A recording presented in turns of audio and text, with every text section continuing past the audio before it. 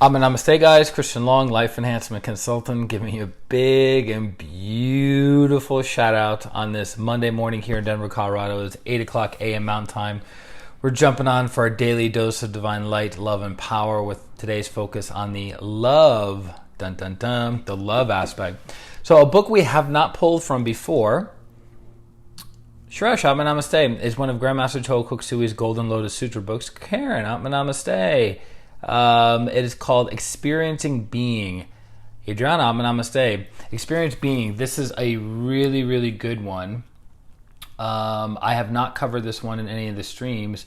And it deals with basically subject matters that each and every one of us experience on a daily level. So for instance, we have a chapter on... Hold on, everyone. We have a chapter on life, on the self, on the soul, on challenges, on people, on relationships, children, forgiveness, love, etc. So there's topics broken down. Joanna, Namaste. And for some reason, Andrew, Namaste, the past 2 days, my throat, I have to do more healing on it. My throat's been really, really congested. I think it's because of all the stuff I've been doing online and offline using my throat. So... I was in the relationship section connecting it to love, and there's a lot of beautiful sutras actually in this particular area. This one I was kind of reflecting on, looking at my own relationship life, looking at the lives of my clients that I've been doing healings on for many, many years. And I really like this one. And as with any sutra, you can go very, very deep with it, and you can look at it from different facets of truth. Right? Kind of like looking at a diamond. If you just look at one part of the diamond, let's say that part of the diamond is nice and clean and shiny, but the other facets of the diamond aren't so brilliant and aren't so clean, meaning that part of the diamond has not been cleansed and purified. Just like we are the diamond, we have to cleanse and purify ourselves in order to let our magnificent radiate. So this particular one you can look at from many, many different perspectives. So extreme openness between partners occurs when they feel a lot of love. Jessica, Namaste. Again, extreme openness between partners occurs when they feel a lot of love.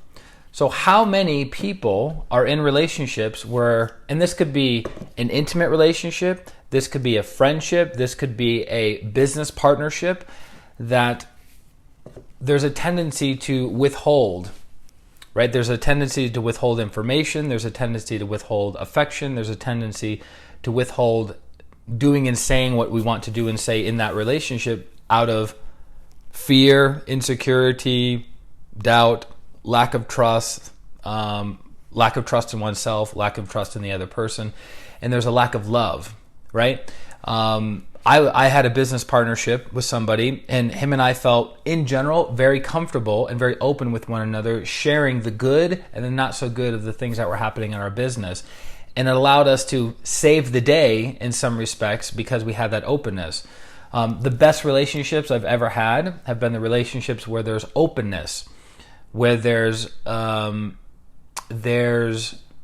space for the other person to say, I'm having a bad day, and this is why I'm having a bad day, versus I don't want to express myself because if I do, it's going to have negative consequences in the relationship.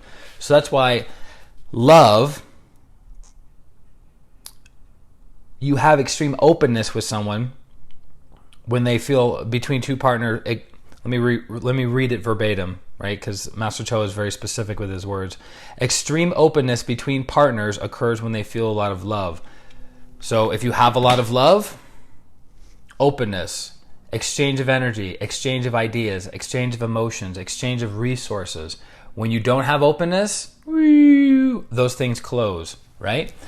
And it's interesting how we put ourselves in the situations where we have to, and the term you may be familiar with is called walking on eggshells.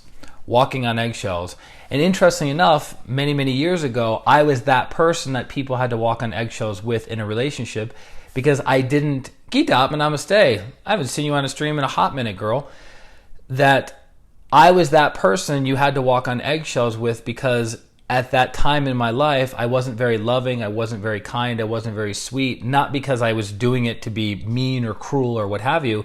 It's because I didn't love and care for myself.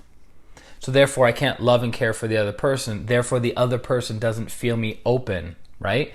So it's interesting how we put ourselves, a lot of people put ourselves in certain situations where they have to walk on eggshells, right? If I say this negative thing is going to happen. If I do this negative thing is going to happen, right? And why on God's green earth would we be in a relationship like that is beyond me. Once, the key word being once, you have awareness around it. Because look, all of us suffer in some way, shape, or form because we lack awareness, we lack understanding of what to do and the right viewpoint to have in order to move forward. But as soon as you have the awareness, have you guys ever heard of cognitive dissonance? It's basically where you hold a viewpoint and then you get information that contradicts that viewpoint, and you either A, live in a world of self-delusion, right? Of like, nope, this isn't what's happening, or you have to change. That's why many people, that's why many people on the spiritual path and non-spiritual path don't want to know the truth. They don't want to see things clearly, because if they see things clearly and know the truth, what does it mean?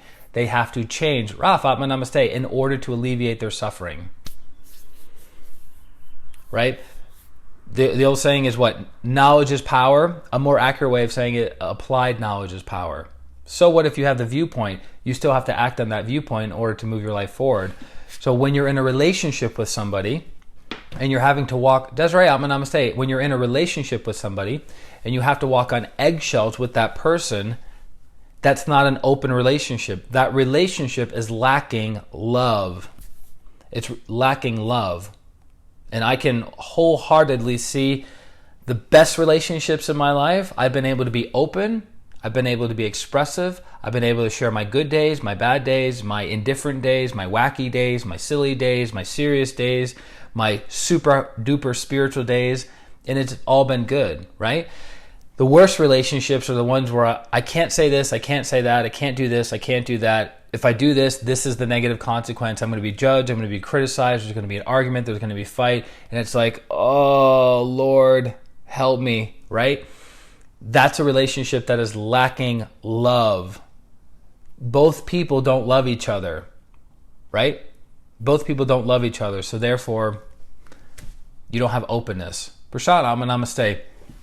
So pretty much since understanding this on a deeper level, I vow to be in loving, committed relationships, not ones that I have to walk on eggshells. And it doesn't make the other person bad. It just makes me realize that's where the person is. Ryan, namaste. Good to have you on. Does that make sense?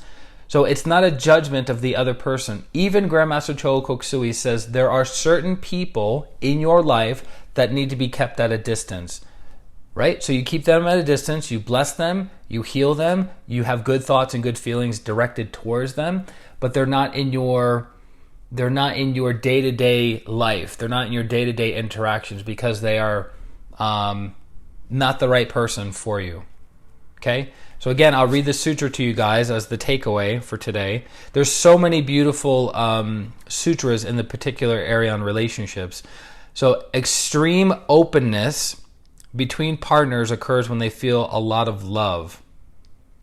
Extreme openness between partners occurs when they feel a lot of love.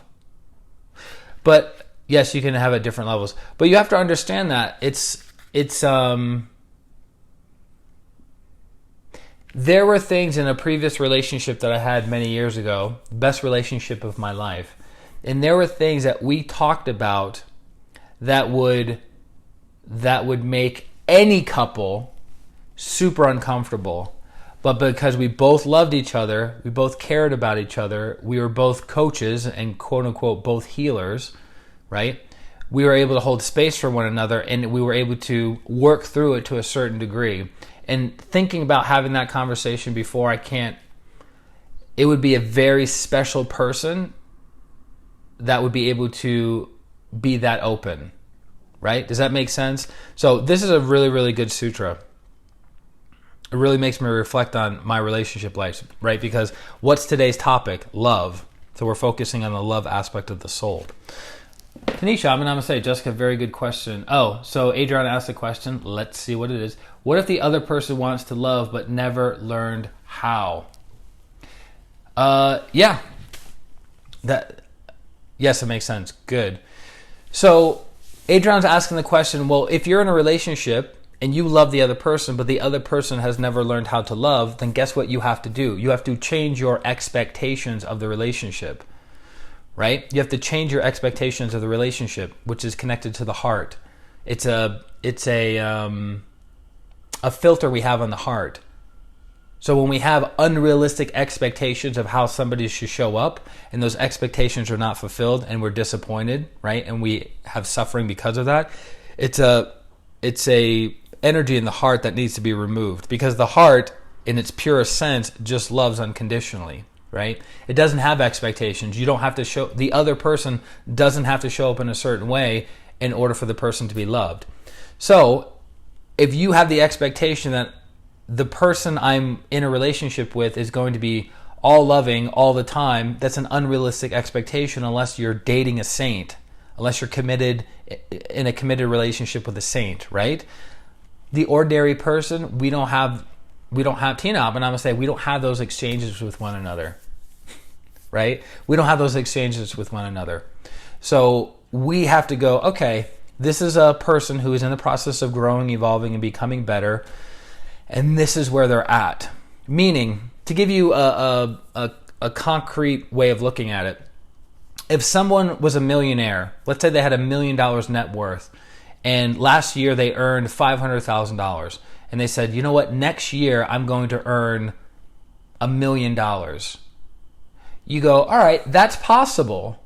You went from $500,000, you're doubling your income in 1 year, and you have already kind of systems in place, right, to make that money. Now, let's say a person made $50,000 last year and they go, this year I'm going to make $1 million. Is that, without a clear plan of resources and connections and all these things, is that realistic to expect that person to go from $50,000 1 year to $1 million next year? It's not very realistic. It's an unrealistic expectation that that person has about themselves and that you can have and that you would have on that other person, right? So you just go, probably not. So if you're in a relationship with a person has never received love, has never been taught how to love with their thoughts, love with their words, love with their actions, and they have a track record of not so good results in the world of love, to have the expectation that they're going to change in 6 months or 12 months and become a deeply loving, deeply open, deeply passionate individual is not very likely, right? So you have to change your expectations or you remove yourself from the relationship, right? Which is kind of the quote we were talking about yesterday with the Facebook. So you guys are putting a lot of comments in here. Hold on. Funny when you're answering the question, I would like answers for my phone freezes up and glitches out. Clean the energy, girl.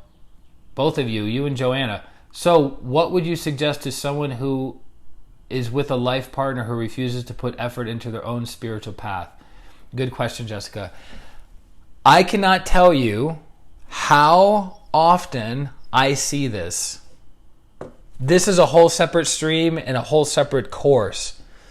The question that Jessica's asking is, if you're in a relationship, if you are with a life partner, meaning a committed relationship you've been with for many years, or you're in a marriage and you have children with this person, and you're on the path of spiritually growing and evolving, but your partner is not on the path of spiritually growing and evolving, what do you do?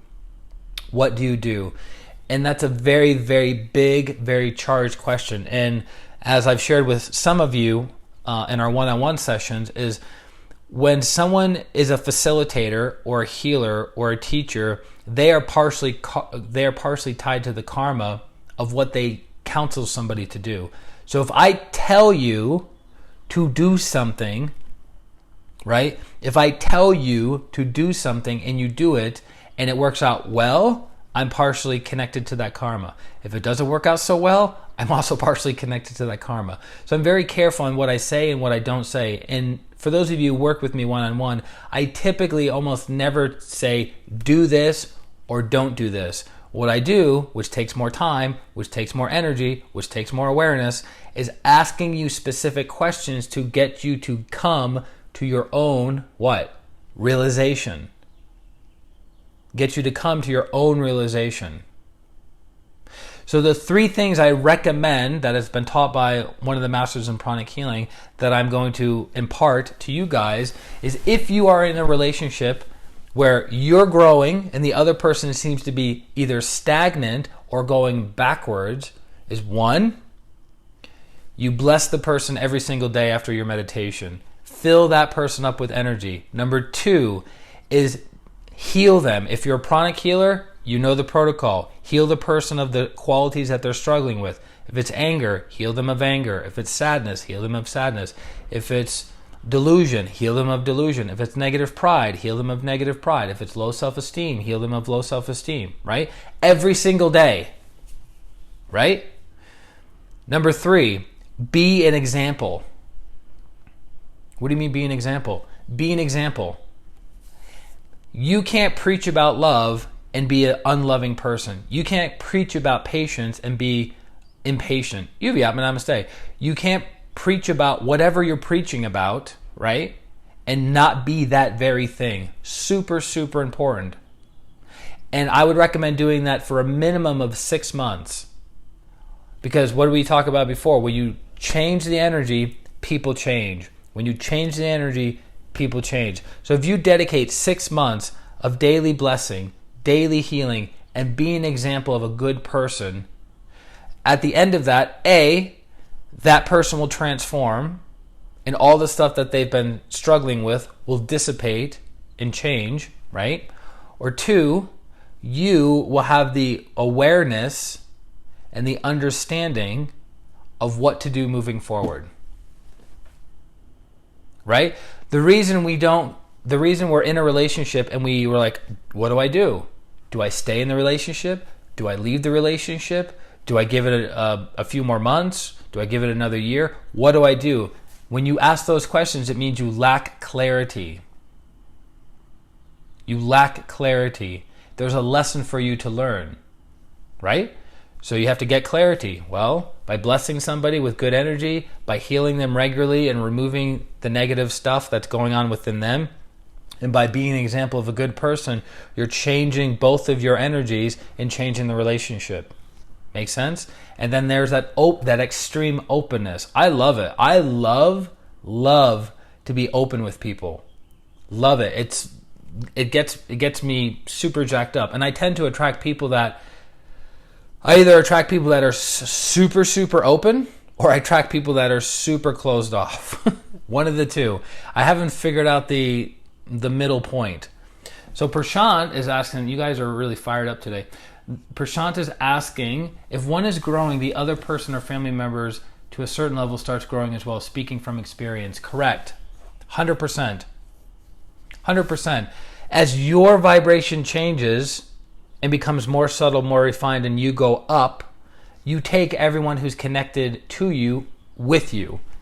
You ever heard the expression, a rising tide raises all ships, right? So if you have a tide going up, it doesn't just raise up one of the ships, it raises up all the ships.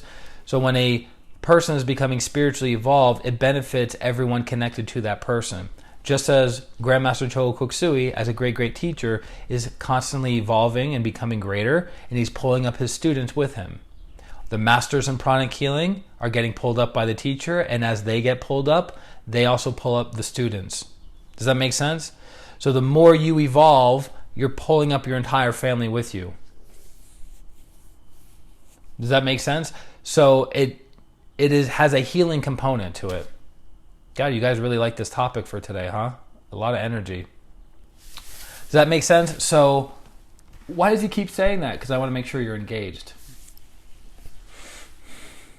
Good, we have some hearts, we have some thumbs up. Jessica says, yes, except in my experience, I've seen some make so many waves to rock the ship as the tide rises. Correct. So I'll leave it with this. We went all over the place with today's stream. Sorry, guys. My apologies. I like to stay focused, but we also have to follow the energy of what the teachers are guiding us with. So UV says, you were born under Gemini, right? Super open and super close. Yeah. A Gemini, like a hardcore Gemini. And Gemini is the strongest air sign. So we're super mental, good at brainstorming. And also it's the air aspect.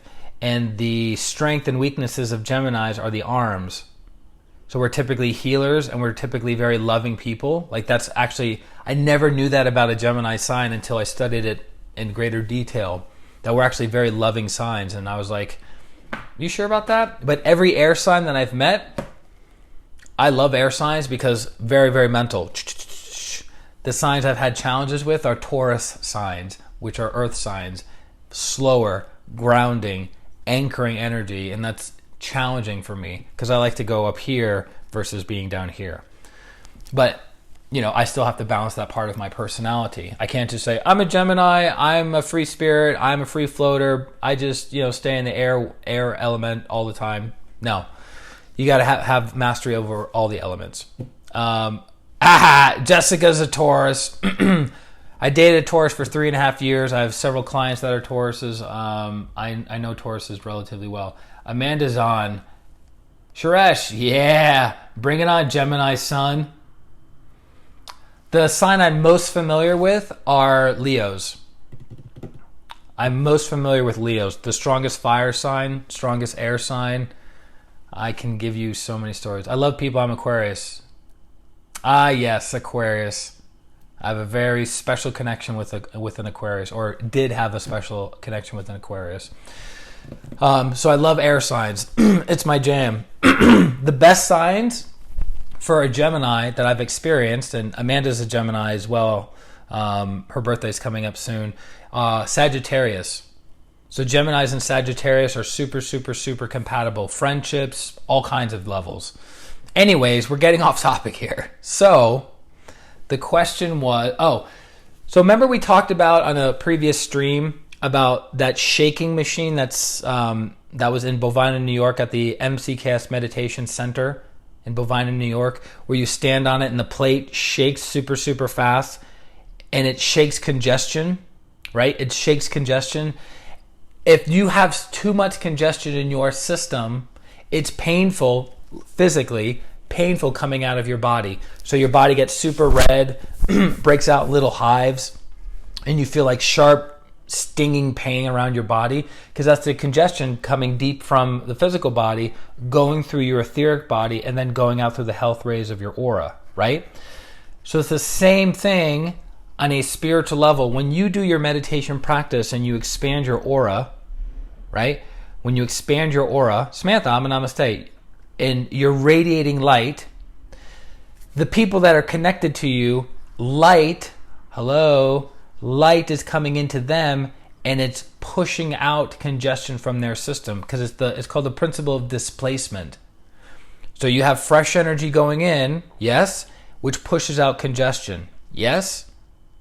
So if the person that you are living with or the person you are intimately connecting with has a lot of heaviness, darkness, congestion within their system, and you're practicing high spiritual practices, the light from you is going into their system and displacing their congestion. That congestion comes off as irritability to them. It comes off as their negative emotions that they're feeling and experiencing, right? It's a good thing over time. It's not a good thing for them in the immediate, right? So Amanda's saying only signs that are opposite but also friends and super compatible. Okay. Joanna says Denise has one of those machines. Next time I go there, I will use the machine. It's super powerful. It's a really, really good machine. Jessica says, I've been in a lot of physical pain lately, strange injuries, my knee, every joint in my arm started a few days ago. Good Lord, woman, what's going on? You've been doing a lot of meditation, so you could be building up some congestion. So does that make sense? I know we went all over today. We weren't even covering, this wasn't even 5 to 10 minutes of love. It was 20 minutes of everything else. So leaving you with the nugget, right? We have a nugget. There's always a nugget getting old. Well, you just had your birthday. So the nugget is, yes, the vibration plate. It's just type in shaker machine. Type in shaker machine on Google. It'll come up and you'll see what I'm talking about. Very, very powerful for cleansing the physical and the etheric bodies. So the nugget, the takeaway from experiencing being today is openness. You can only have openness if you have love. If you don't have love, you won't have openness. Oh, you have one. Awesome. I love it. Does that make sense? So if you have love, you have openness. If you don't have love, you don't have openness. This is my preference, because I'm a being of divine light, love, and power, and I get to choose my life. I choose to be with people who are open. I do not choose to be with people who are closed. I used to be the guy who would prick and pry and shred and heal and rip open, because actually that's one of my skill sets. One of my ninja powers is opening people, right? But it's too much. It's too much for most people. So now I look for people who are open. But also, as a side note to what we're talking about with openness, a person can be too open because they can be open with no discernment. Which this is kind of covering the light aspect. So you can be open with no discernment. Has anyone ever heard of a hippie? Right? A hippie, 60s, late 60s, they're like, free love, free drugs, do what you feel, blah, blah, blah. Those people lack discernment. So they just do anything and everything, don't care about consequences, none of that thing. They are, Danielle, I'm going to say, they are too open because they lack discernment. But you can be open with lots of discernment, meaning I'm not going to be cynical, I'm going to be discerning. So I'm open and I'm discerning, versus I'm critical and I'm not open. I'm cynical and I'm not open. So again, this is a nuance to the understanding of what we're talking about with the love aspect. But if you want extreme openness in a relationship, the only way to have extreme openness is to have love. What did Karen say? Karen said, too open can be too much. Too open can be too much for most people. So how do we stay in that loving, non-judgmental space? It is working on healthy detachment. Yeah, those are two big areas.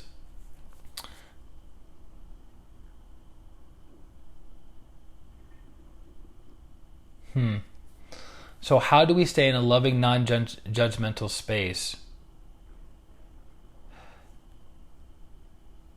That's such a good question. Is it working on healthy detachment? So healthy detachment I think we're going to run over and then just go right into Twin Hearts. So if I'm holding on to this book and I want to pick up this coffee, I'm holding on to this book and I want to pick up this coffee, what must I first do? I must detach from the book and then attach to the coffee. The reason we suffer in relationships is we're attached, and we want the next thing, but we are unwilling to let go. Allison, I'm going to say, we are unwilling to let go of our attachment to this thing. But right now, this thing doesn't serve us anymore. What serves us is grabbing this. So healthy detachment is releasing and attaching to the right thing. So from a relationship perspective, you stay attached to the relationship as long as it's healthy, functioning, loving, growth-orientated. And then after a period of time of doing inner work, which what did we talk about? We said 6 months of inner work, blessing, healing, and being an example. Then after that, you go, all right, I've done my work. This isn't moving forward. I detach, and then I either remain detached or I attach myself to another relationship, but I'm fully detached from this relationship to attach to this relationship. But what most people do is they either A, watch, you ready? They either A, hold on to a relationship that is not good, that's abusive, that's traumatic, that's walking on eggshells, that's not going anywhere. They're attached, and they refuse to detach. So they suffer, right? Or you have the relationship, you have somebody that's in a relationship with somebody, and this is super common in first world countries with technology. They're in a relationship, and the slightest, ittiest, tiniest, babyest disagreement or disharmony or whatever, they go, not interested. They detach immediately, and then guess what they do? They get attached to another relationship. So what happened? Between this time and this time, no lessons have been learned, no patience, no tolerance, no understanding, no forgiveness. Nothing has been learned. So that's how most relationships are in first world countries with technology. Oh, I met this person on Tinder, on Hinge, on eHarmony, on Match. We went out on 2 dates. I don't know anything about myself, but I apparently know everything about this person. This person said something that offended me, that set a red flag in my awareness. Not interested, whatever. I'm going to go attach to some other relationship. So you never develop the ability to develop patience, tolerance, understanding, compassion, forgiveness, mercy, etc. Right? So this is why we call it the path of moderation and non-excessiveness. If you go way over here, you're missing the point. If you go way over here, you're missing the point. It's both. You're in an unhealthy relationship. You go, I'm going to do my inner work around this unhealthy relationship for a period of time to give it a chance. To go, you know what? Maybe there's something I'm not seeing. Maybe there's a lesson that I haven't learned. Maybe there's something going on that I'm unaware of. Okay, I'm willing to do the necessary work, which requires time, energy, awareness, all these qualities, right? Then, after doing the inner work, you can go, all right, I have awareness. It's not working. This relationship isn't working. Detach, I let go. Or, you know what? Wow, I found out that this relationship has had so many gems and beautiful nuggets and beautiful experiences, and there's so much to be grateful for in this relationship, and it is worth salvaging and building. Okay, great. But people don't do that. They either go, he said something to me or she said something to me that hurt my feelings. I'm out. Forget it. Not interested. Then they immediately attach to another relationship and they learn no lesson. Or they stay in an unhealthy relationship for 5 years, 10 years, 15 years, 20 years. I've seen it many times. 20 years, and they're miserable. And guess what? They're still not learning anything. How's that one? What's it like being in a relationship with someone for 20 years and not learning anything? So Karen brings up an excellent question that could be a whole course in and of itself. So we do our best to answer these questions. So that being said, for those of you who would like to join us on the Twin Hearts meditation that we're having right now, we're ending this stream. I'm putting the link to the meditation right above this video, and it's also right below this video. No, I'm jumping on to do the Twin Hearts right now, Amanda. Sorry. Karen says, I love what you said about being freedom and openness with discernment. I'm going to go back and listen to the whole thing after Twin Hearts. That a girl. Beautiful. All right, guys. Join me over at Twin Hearts, the golden rule. Do unto others as you would have them do unto you, and do not do unto others as you would not want them to do unto you. I'll see you soon. Bye-bye.